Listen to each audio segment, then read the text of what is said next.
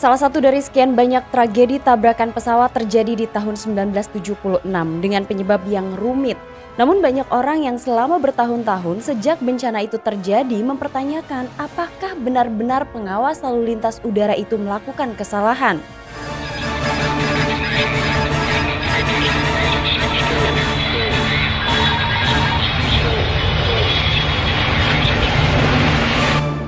Assalamualaikum warahmatullahi wabarakatuh. Hai halo Delvers, selamat datang di channel Tamara Delv yang akan membahas mengenai tragedi penerbangan Zagreb, di mana tragedi ini melibatkan dua pesawat di langit Zagreb.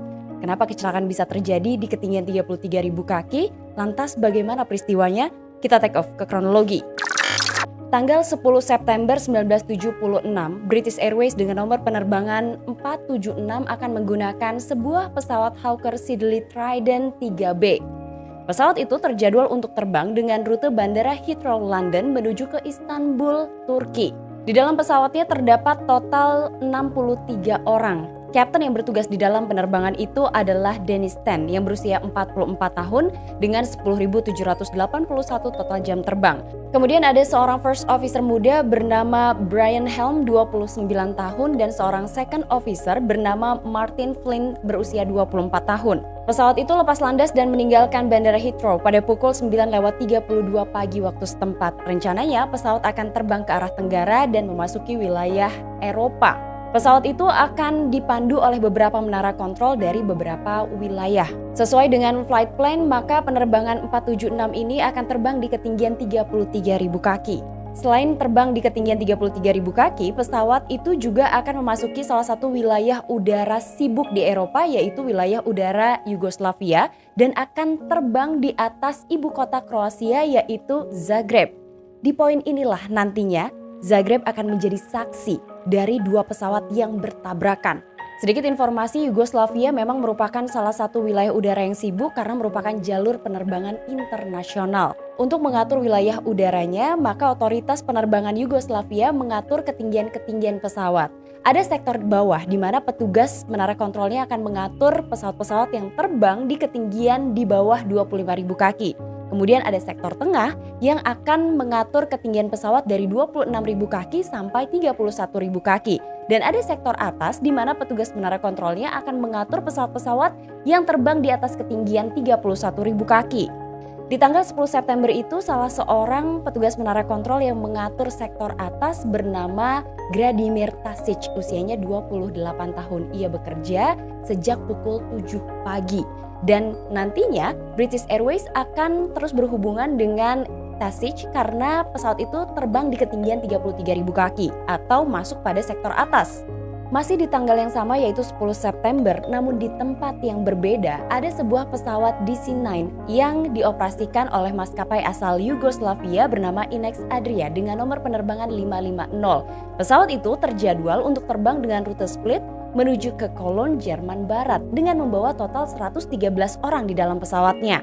Kapten yang bertugas di dalam penerbangan itu adalah Jose Krumpak, 51 tahun dengan 10.157 total jam terbang dan seorang first officer bernama Dusan Ivanus, 29 tahun. Penerbangan 550 itu lepas landas dari Split pada pukul 10.48 siang waktu setempat. Ketika penerbangan 550 baru saja lepas landas, penerbangan British Airways 476 sedang berada di wilayah udara Austria dan sedang terhubung dengan menara kontrol Wina.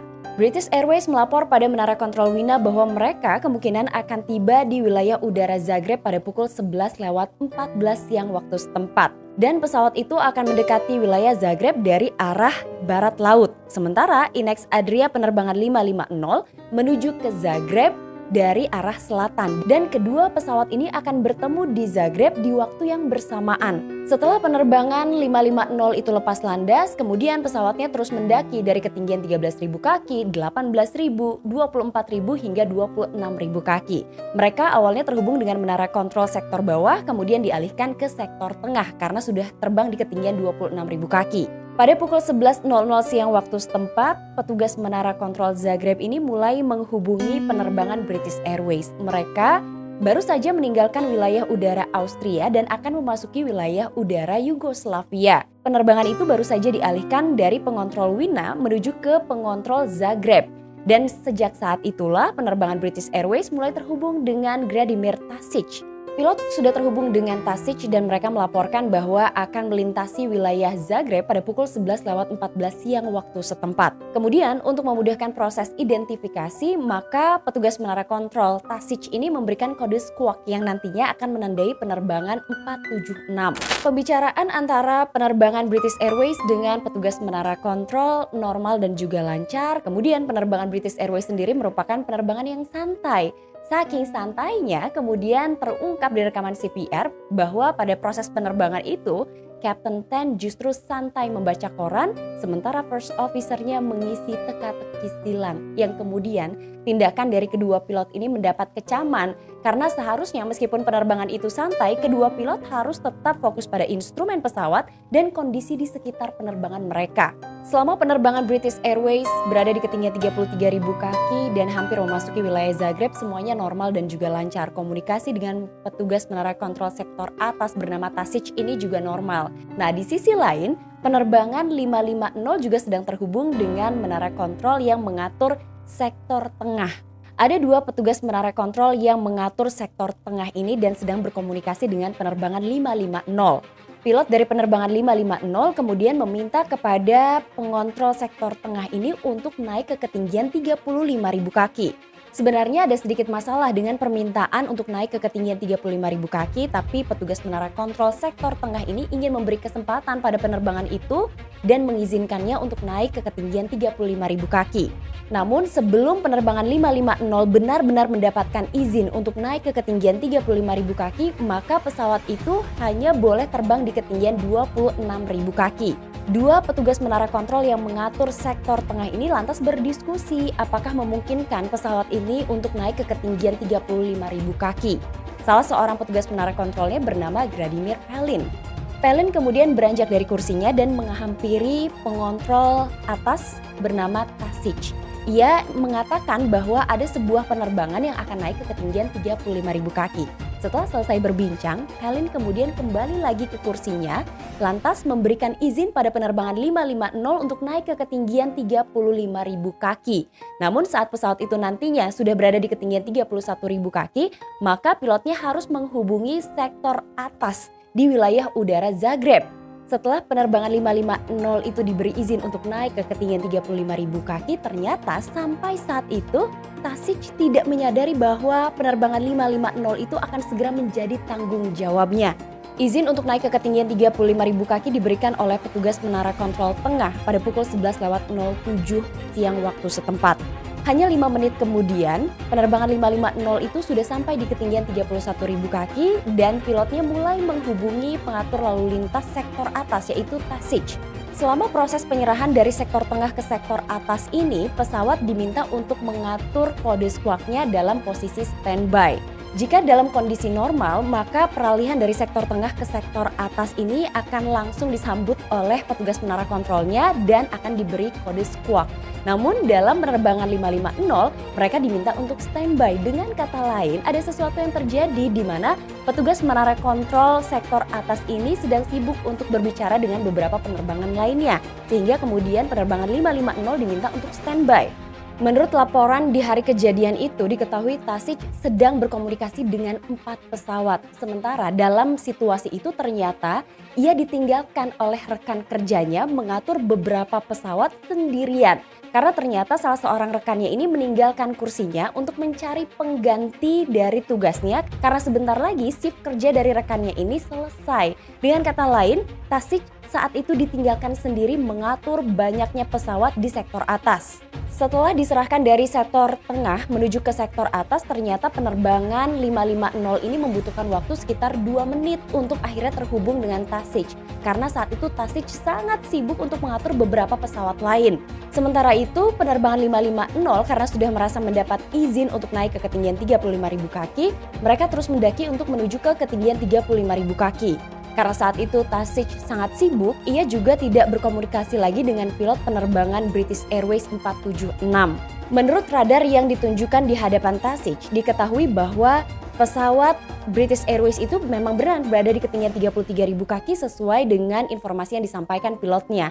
Kemudian ia melihat penerbangan 550 sedang berada di ketinggian 33.500 kaki pada layar radarnya. Tapi setelah pilot penerbangan 550 menghubungi Tasich dan menginformasikan bahwa ia sekarang berada di ketinggian 32.500 kaki, di sanalah Tasich tiba-tiba saja kaget. Dia panik dan sangat panik. Karena ia melihat titik dari British Airways berada di jarak yang sangat dekat dengan penerbangan 550. Dan penerbangan 550 itu sedang menuju ke ketinggian 35.000 kaki. Dengan kata lain, pesawat itu sedang naik, sementara British Airways sedang terbang mendatar di ketinggian 33.000 kaki. Hanya sedikit sekali jaraknya dari sebuah tragedi. Pada momen itulah akhirnya Tasich mulai menyadari bahwa sesuatu yang buruk mungkin saja terjadi. Karena salah satu pesawat sedang mendaki menuju ke 35.000 kaki, satu pesawat lagi sedang terbang datar dan mereka berada di jalur yang sama. Secara naluriah dengan cepat, saat itu Tasich langsung menghubungi penerbangan 550 dalam bahasa Kroasia dan mengatakan berhenti untuk mendaki. Ada sebuah pesawat lain yang sedang di rute yang sama atau di jalur yang sama dan jarak kalian sudah sangat dekat sekali. Tapi seperti yang kita tahu, jika seseorang diberikan instruksi, butuh waktu untuk mencerna instruksi tersebut, kemudian bertindak, dan pesawat juga membutuhkan waktu untuk menerima input dari pilot hingga kemudian pesawat itu bergerak naik atau turun. Faktanya, ketika Tasich terus menghubungi penerbangan 550, saat itu pesawatnya sudah berada di ketinggian 33.000 kaki. Dan tidak ada lagi yang bisa dilakukan oleh petugas menara kontrol ini hingga kemudian hanya dalam beberapa detik berikutnya, dua pesawat ini saling bertabrakan. Sayap sebelah kiri dari pesawat DC-9 milik penerbangan 550 merobek bagian depan dari pesawat Hawker Siddeley milik British Airways. Dengan sangat cepatnya pesawat itu bertabrakan kemudian hancur. Puing-puing pesawat itu jatuh dari langit. Di tempat lain ada salah seorang pilot dari pesawat Lufthansa yang berjarak sekitar 15 mil dari lokasi kecelakaan langsung terkejut karena melihat adanya dua pesawat yang bertabrakan.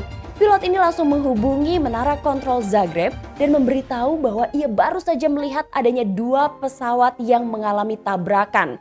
Tasich langsung berusaha untuk menghubungi pesawat British Airways 476 namun tidak ada jawaban. Ia juga menghubungi penerbangan 550 namun nihil, tidak ada jawaban.